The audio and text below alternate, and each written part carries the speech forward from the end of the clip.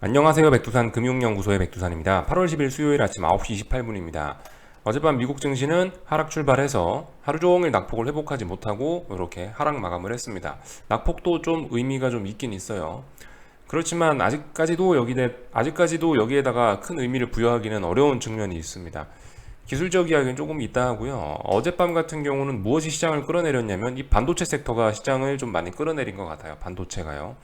엔비디아가 거의 4% 가까이 빠졌고, 뭐 인텔 같은 것도 2.4%, 또 그리고 한국 삼성전자와 밀접한 관련이 있는 마이크론 테크놀로지 같은 경우 3.7% 하락 마감을 했습니다. 그죠?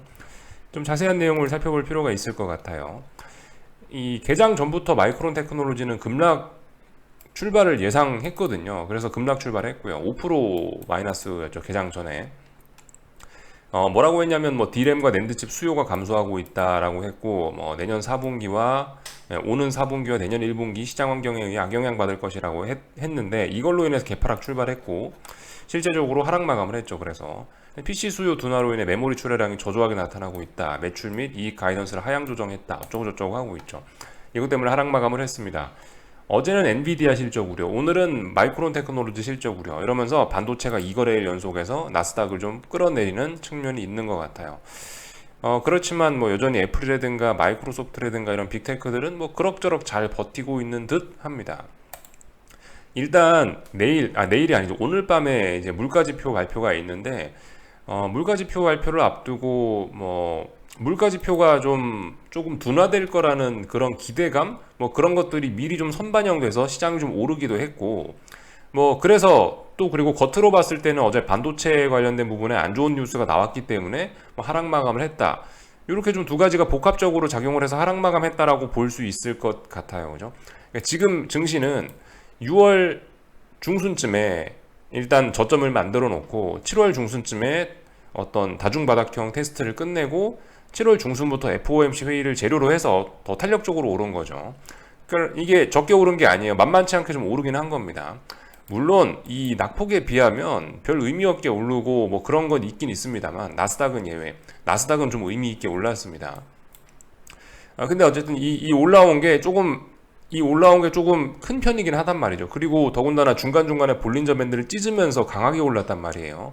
그러니까 이 정도 올랐으면은 이 어떤 기대감이나 호재 같은 거는 이미 시장에 좀 반영돼 있다, 선반영돼 있다라고 이야기해도 딱히 뭐 이상하지는 않은 정도로 올라와 있다라고 일단 저는 보고 있습니다.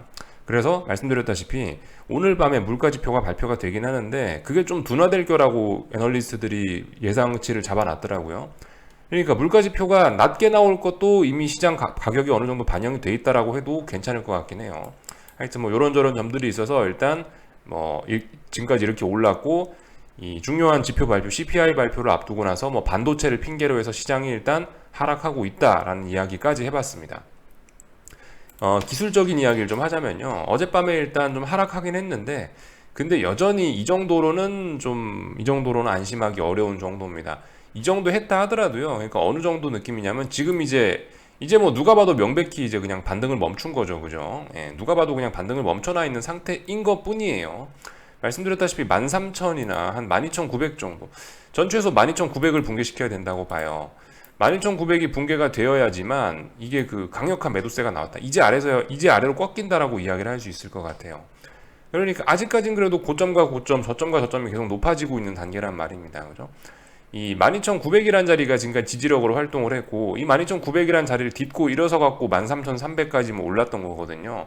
그러니까 아직까지는 이 12,900이라는 자리가 시작이 된 거니까 이번 13,300까지 올랐던 자리의 시작이 12,900이니까 이 자리를 붕괴시키느냐 여부가 중요할 것 같다라는 거.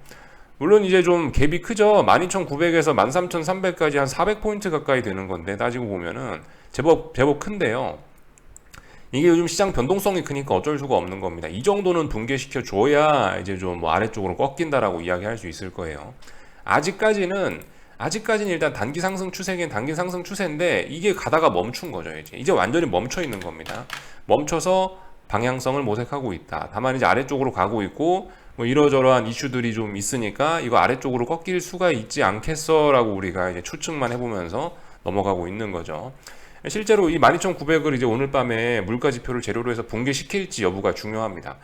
아무튼 이 12,900이라는 자리 붕괴될 거라고 쉽게 기대하지는 않으셨으면 좋겠어요. 왜냐하면 중요한 지지선이잖아요. 그죠?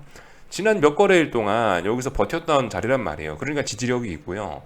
12,900이라는 자리가 또 여기 5월 말 6월 초에 만들어놨던 이 지지력 뭉태기에 영향을 받는 자리이기 때문에 중요한 자리라고요. 여기서도 5월 초, 4월 말 5월 초에도 여기서 오랫동안 버텼던 자리이기 때문에 지금 이 12,900이라는 자리는 제법 단단한 지지력이 있긴 있습니다.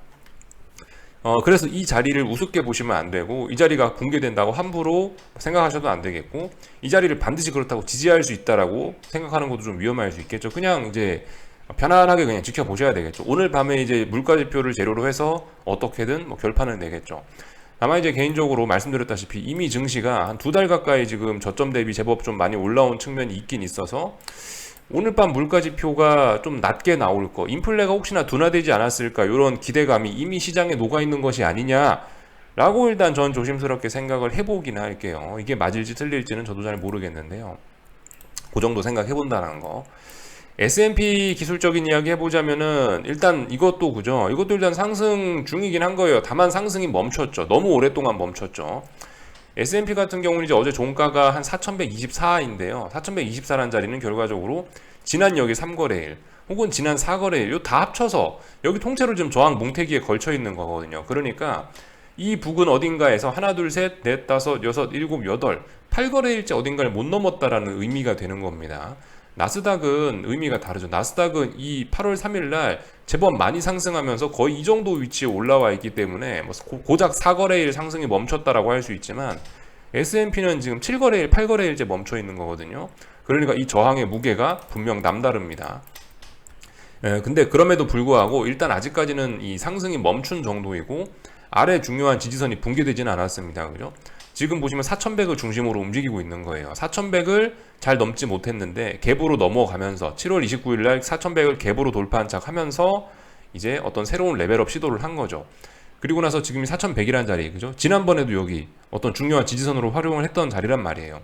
이 자리에 대한 지지력은 만만치가 않다라는 거. 그래서 오늘 밤에 어떤 재료가 있으니까 이 재료를 가지고 이 4,100을 딛고 일어설지 아니면 4,100을 붕괴시킬지 우리가 지켜보자 라고 말씀을 드리면 될 것 같아요. 아직까지는 그냥 흐름이 멈춰 있다 정도로만 이야기하면은 딱 적합할 것 같습니다. 빅스 지수 정도까지 잠깐 보자면요, 여전히 그 시장은 불안불안해하고 있는 거예요. 이 죽어야 될 자리에서 안 죽고 있습니다. 지금 저는 이 자리 21.3 정도 되는 자리가 요날 전저점 자리로서 중요한 자리인데 이 자리를 빨리 죽일 줄 알았는데 지금 죽지 않고 있어요. 그렇기 때문에 지금 주식시장은 여전히 좀 뭐가 불안불안하다, 이렇게 해석을 해도 무리가 없을 것 같고요. 24를 돌파한 척 하는 순간은 이제 시장은 끝장이다 생각하시면 되겠죠. 일단 아직까지는 근데 뭐 괜찮습니다. 아직까지는요. 결과적으로 24를 넘어가야 또 무슨 문제가 생기는 거기 때문에 아직 24를 넘어간 건 아니기 때문에요. 그래서 이 중요한 거 아무튼 지금 봐야 될 건 이 21.3 자리, 여기 전저점 자리 지지력 테스트. 근데 심상치가 않아요. 이 자리를 잘 안 죽이고 있습니다. 그러니까 일단 위쪽으로 올라오려는 의도가 있겠다라고 보시면 될 것 같고, 일단 24까지는 생각보다 수월하게 올라올 수 있다 정도로 생각하시면 되겠죠. 이게 그 지금 빅스 지수하고 UVXY하고 좀 모양이 좀 많이 다를 수가 있는데요. 이 빅스 지수는 명확한 어떤 저점에 대한 지지력 같은 걸 좀 보여주고 있는 상황이고 UVXY는 안 보여주고 있거든요.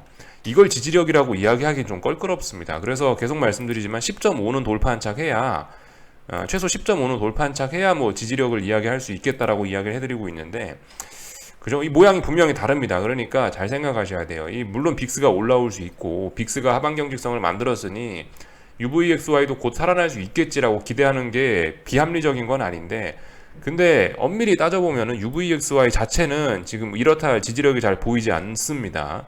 제 생각엔 UVXY 자체의 지지력을 보시는 게 이거 매매하시는 데 훨씬 도움이 되실 거예요. 지금 일단 뭐 빅스가 올라오려고 하는 모습이 보이긴 하니까 일단 오늘은 그냥 아무 얘기 없이 넘어가긴 합니다만은, 이게 빨리 10.5를 돌파한 척 하지 못하고 이게 빨리 10.5를 이번 기회에 빨리 10.5를 넘어가는 모습이 나오지 않는다면은 UVXY는 정말 큰 위험에 처하실 수도 있어요. 아무튼 지금 계속 조심해야 되는 자리입니다. 지지력이 보이지가 않아요. 아직까지는요. 근데 물론 빅스는 지지력을 보였으니까 이 투자 판단은 본인이 하시는데, 가장 중요한 건 UVXY의 가격을 기준으로 이거 투자하셨을 거 아니에요. 빅스에 직접 투자는 어려우실 거고, 이거 하신 분들은 이거의 가격을 기준으로 생각하셨으면 좋겠다라는 이야기 드리고 넘어갑니다. 어젯밤 경제지표 같은 게 좀 발표가 되긴 됐는데요. 논밤 프로덕티비티라 해서 요게 발표가 되긴 됐는데 좀 개선이 되긴 됐어요. 그래서 의미는 고용시장이 조금 나아지고 있다. 요렇게 받아들일 수가 있겠죠. 근데 사실 그다지 중요한 지표가 아니라 그런지 특별한 시장의 반응은 없었던 것 같고요. 하여튼 오늘 밤에 있는 CPI 발표에 주목하자라는 거 말씀드렸고, 그리고 10시 반입니다. 보통 10시 반쯤에 중국 지표가 발표되는데 한국 시간으로 CPI와 PPI 발표되니까 요거 잘 보자란 이야기 드렸습니다. 하여튼 저는 오늘 밤에 발표되는 CPI가 중요하긴 중요한데, 지금 보시면 예상치가 8.7이잖아요. 지난번에 9.1이었고 8.7이라는 숫자가 벌써 이제 그 시장의 낮아진 기대치를 이야기하는 거잖아요. 이미 시장은 이거를 8.7 정도 나올 거를 반영하고 지난 2달간 올랐다라는 관점을 가지고 있습니다. 이게 어떻게 작용을 할지 오늘 밤에 일단 지켜보자고요. 자세한 이야기는 오늘 저녁 영상에서 좀 하도록 하고요. 다른 것도 좀 살펴봐야 되겠죠. 예를 들면 10년물 국채금리 이런 거. 오늘은 저기 3개월물 국채금리부터 좀 먼저 볼게요. 3개월물 국채금리에서 좀 의미 있는 움직임이 나타났습니다. 사실 의미 있는 움직임까지는 아니고 당연한 거긴 한데요. 대략적으로 이제 여기 어딘가 2.5자리를 지금 잘 못 넘고 있었습니다. 3개월물 국채금리가요. 근데 어젯밤에 드디어 장대 양봉으로 돌파 한착했어요. 당연한 겁니다. 이게 왜냐면 3개월물 국채금리는 미국 기준금리를 그대로 따라가는 금리이긴 한데, 그런 단기금리니까 같이 가야겠죠. 근데 지금 기준금리가 2.5고 이제 한 달 뒤에 기준금리 최소 50에서 75를 올릴 건데, 그럼 3%까지 빨리 가야 된단 말입니다. 그러니까 시간이 없어요. 이제 이 어젯밤에 장대 양봉이 나왔다라는 것은 이제 본격적으로 좀 가겠다라는 의미가 아닌지 싶습니다. 지금까지는 좀 비교적 급하게 올랐던 것 때문에 여기서 조정을 좀 했던 것 같고요. 조정이 끝났으니 이제 가겠다라는 신호가 아닌가 싶습니다. 그리고 이슈도 그리고 이거 올라갈 재료도 명백하게 있죠. 기준금리 인상, 그죠? 9월 달에 한 달 남았단 말이에요. 한 달 남았으니까 한 달 안에 이제 기준금리가 3%가 되고 혹은 3.25가 될 수도 있는데, 그런 상황에서 지금 이렇게 오르는 게 매우 자연스러운 거죠. 우리가 그 3개월물 국채금리를 보는 이유는 장단기 금리차 때문이겠죠. 10년물하고 3개월물 국채금리, 사실상 이거 역전되기 직전입니다. 그래서 이 아마 9월 FOMC 되기 전에 제 생각엔 조만간 이제 이 역전이 공식적으로 되지 않을까 싶습니다. 그래서 어젯밤에도 이 국채금리 장단기 금리차가 이렇게 더 축소됐다라는 점 보실 수가 있겠고요. 장단기 금리차 축소는 2년물 국채금리에서도 같은 흐름이 나타나고 있어요. 계속해서 아래로 일단 가고 있습니다. 근데 제 생각엔 추가로 더 아래로 가는 거는 어렵지 않을까 싶긴 합니다. 예. 일단 역사적인 저점 자리이긴 하거든요. 그리고 참 3개월물 국채금리와의 이 차이, 요것도 우리 같이 한 번만 좀 보고 넘어가면 좋을 것 같아요. 그죠? 3개월물 국채금리 같은 경우는 많이 역전됐을 때는 요 정도까지 역전되기도 하더라라는 거 우리 사례를 통해서 좀 살펴볼 필요는 있을 것 같습니다. 2년물은 보통 0.5%, 마이너스 0.5% 정도 가면은 지금까지 되돌렸는데, 얘는 마이너스 0.8% 혹은 마이너스 0.5%까지 우습게 한 번씩 가긴 하더라라는 거예요. 이 장단기 금리차 생각하실 때 물론 항상 그런 건 아니지만은, 물론 그렇다고 이게 지난번에 0.8 갔다 0.5 갔다라고 해서 이번에도 반드시 0.5를 가라 0.8을 가라라는, 그러니까 마이너스 0.5 0.8까지 가라라는 보장은 없습니다. 그렇긴 한데 그냥 참고 삼아서 그냥 한번 지켜보자고요. 그 와중에 2년물 국채금리 같은 경우는 이미 장단기 금리차가 최대로 역전이 되어 있는 상황이고요. 하여튼 그래서 이걸 보면서 이야기해드리고자 하는 거는, 어떤 꼭 그런 건 아니지만요, 확률적으로 그럴 수 있다. 확률적으로 장단기 금리차가 이렇게 역전되고 있는 공간에서는, 이런 구간에서는 일단 증시가 그래도 잘 버텨줬다라는 거, 역전됐다가 정상으로 회복하는 구간에서 시장이 항상 흔들렸다라는 거 우리가 생각해 볼 필요가 있겠어요. 꼭 딱딱딱 맞춰서 그러라는 법은 없지만 그러한 경향성이 좀 눈에 띄더라라는 이야기를 계속해서 드리고 있습니다. 참고하시면 좋을 것 같아요. 대략적으로, 그죠? 보시면 이건 3개월물 금리차잖아요. 파란색 선이, 그리고 이 주황색 선이 S&P 지수고요. 이 장단기 금리차가 역전해서 정상으로 돌아가는 과정에서 이렇게 주가가 이렇게 크게 출렁이더라라는 거 볼 수 있습니다. 여기서도 그렇죠. 많이 역전되고 나서 정상으로 회복하는 과정에서 증시가 출렁이더라. 그런 것들을 좀 볼 수가 있겠습니다. 이 뒤에서도 있지 않았나요? 그죠? 뒤에 사례는 없네요. 하여튼 요 정도 이런 사례들을 볼 수 있습니다. 그러니까 뭐 사실 지금 시장이 여기서 조금 더 오를 수도 있지 않나 싶기도 하고요. 근데 아무튼 그런 경향성이 있다라는 거 정도 우리가 알고만 넘어가자고요. 요 정도 이야기를 드렸었고, 여기서도 약간 그런 경향성이 딱 맞진 않지만 여기도 약간 그런 경향성이 있긴 있습니다. 여기서 뭐 엄밀히 따지면 요 자리에서 역전폭이 최대긴 했는데 이때부터 정상화되기 시작하긴 한 건데, 그죠? 코로나 때도 그래요. 코로나 때도 이 역전됐다가 정상으로 회복하는 과정에서 이 출렁했던 거기 출렁하긴 했습니다. 이런 점들 그냥 기억만 하고 넘어가시면 좋을 것 같아요. 꼭 이러란 법은 없지만 그런 경향성이 있다. 이 정도만 이야기하고요. 달러 인덱스 체크하고 이제 한국 증시 넘어갈게요. 달러 인덱스 같은 경우는 어젯밤에 일단은 뭐 아래 꼬리를 달면서 일단 반등 시도를 하긴 했죠. 그래서 일단 여전히 이 쌍바닥이나 일단 단기적으로 상승하는 이런 그림을 이어나가고 있다라는 이야기 정도만 하고 말게요. 여길 빨리 넘어가야 이게 탄력적으로 올라간다라고 이야기할 수 있어요. 아직까지는 좀 아리까리합니다. 근데 쌍바닥 만들어 놨고 그러니까 일단 더 올라갈 수 있겠지라고 생각하자고요. 그리고 뒤에서 올라오던 이 힘도 워낙 강하고 그러니까 잘 갈 수 있겠구나 정도 생각하면 될 것 같고, 그래서 일단 어젯밤에 봐야 될 걸 쭉 다 봤죠. 국제유가 같은 경우는 반등해야 될 자리에서 반등했는데 위에 저항 확인하면서 또다시 답답한 모습 보이고 있고, 하여튼 하락 추세로 전환됐고요. 그래서 뭐 잘 하락하고 있다라고 모습 보면 될 것 같고, 뭐 금값 같은 경우는 1730짜리 돌파 한착하면은 뭐 매수, 1740 돌파 한착하면 위쪽으로 올라갈 수 있다 이야기 해드렸는데 일단 잘 가고 있고요. 또 요즘 달러가 주춤하고 있다 보니까 일단 잘 밀려 올라가고 있는 뭐 이런 모습들이 나타나고 있습니다. 요 정도만 체크하면 될 것 같고, 이 참고 삼아 반도체 지수 그림만 보고 넘어가자고요. 반도체 지수는 이렇게 급락을 했다라는 거, 이게 한국 증시에 악영향을 미칠 것이다라는 거 생각해 볼 수 있겠죠.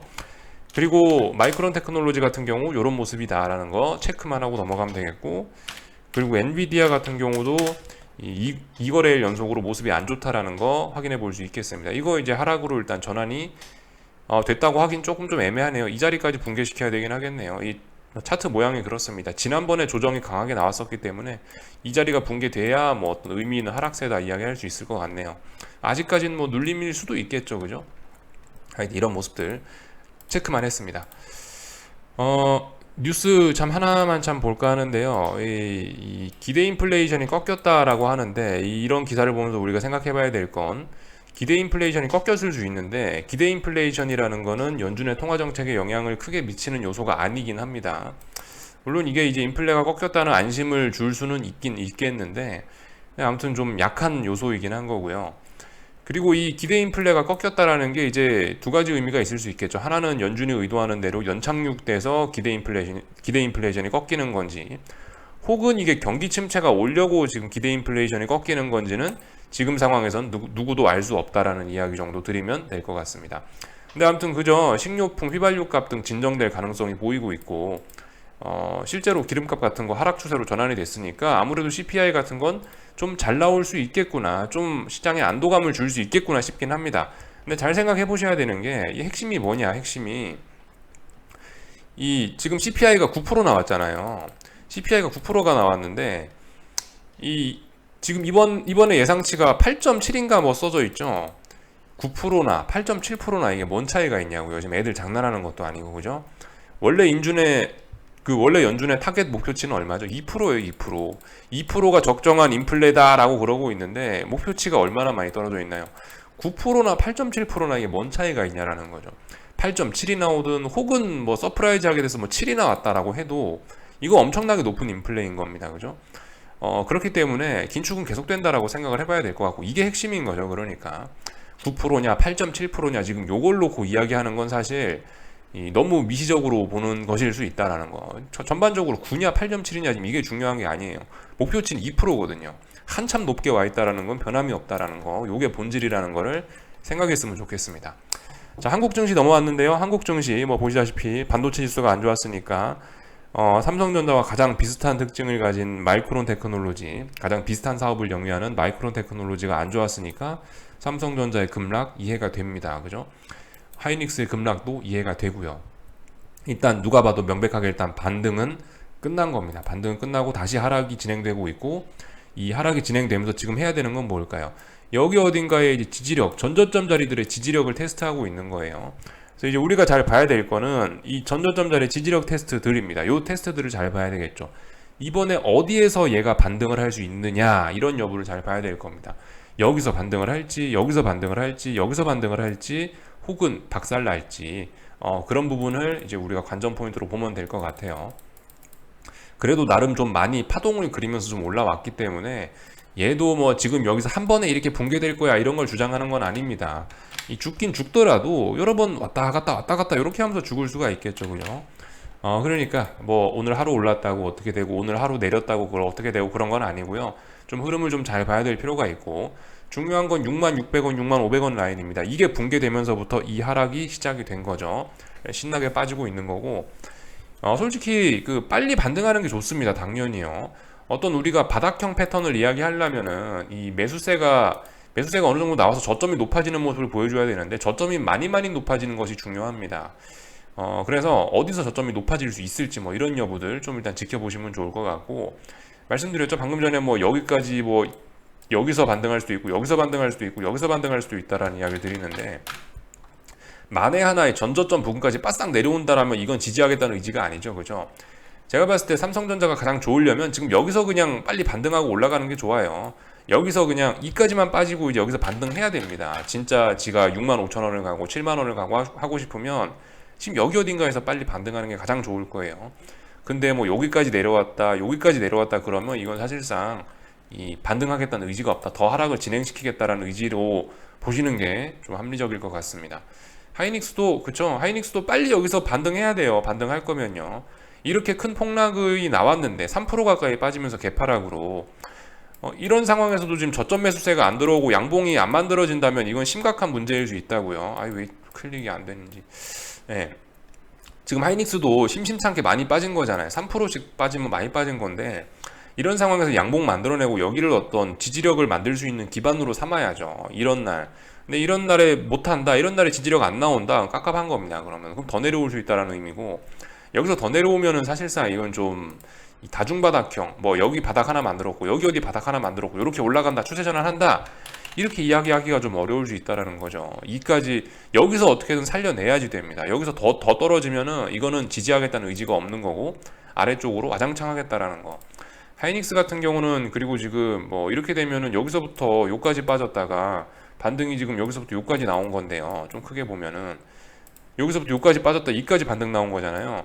다시 여기서부터 이까지 빠진 것만큼 하락 N자로 여기서부터 더 빠질 수도 있겠니까요, 그죠? 그렇게 되면 굉장히 많이 빠질 수 있겠죠. 어쨌든 아직 안 빠졌으니까 가능성만 이야기하는 거니까 설레발 떨 필요는 없고요.